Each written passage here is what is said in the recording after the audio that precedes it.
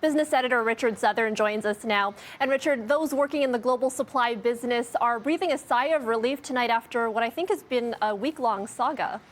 Was I the only one hooked on this story over the weekend? Didn't you find this kind of interesting? It This was, Ever Given? yeah, I mean, social media was hooked, that's for sure.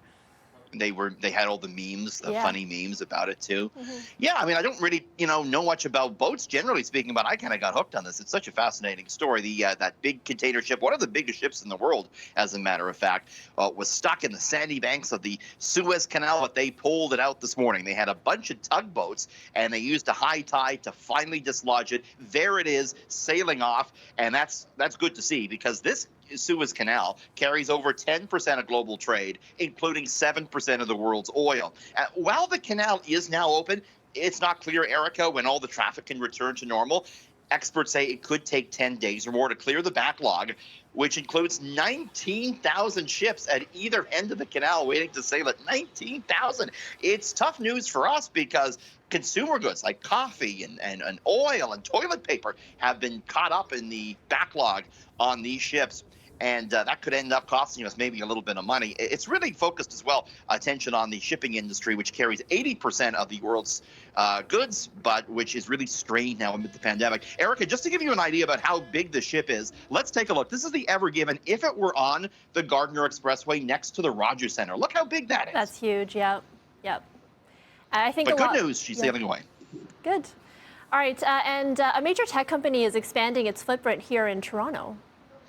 Reddit. I always check. Do you check Reddit every day? I'm a big Reddit guy. I do not, no, but I should. Interesting place to find stories and what's going on. It's kind of like a message board, a news aggregator. Anyways, as you say, yes, they're opening up shop here in Toronto, an office in the financial district. The company said the new office will work with Canadian brands and marketers. They probably want to boost their advertising dollar here. Hiring details, Reddit says, will be out in the coming days. The Globe and Mail, though, reports they've already hired 10 people with more to come. Toronto Mayor Tory applauding the move today as he talked up the benefits of Toronto's financial district, which, as we know, has a lot of empty offices these days. Erica, after the U.S. and the U.K., Canada is Reddit's biggest market. There's 100,000 subreddits based here in the Great White North. Okay, and finally, Facebook and Google are going deep underground in an attempt to strengthen the connection between two continents. Yeah, of course, both make their money on people logging on, and so they want to make sure everyone can do just that.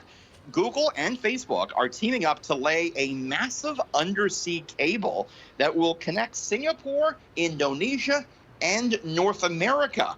The cables will be the first to directly connect North America to the main parts of Indonesia.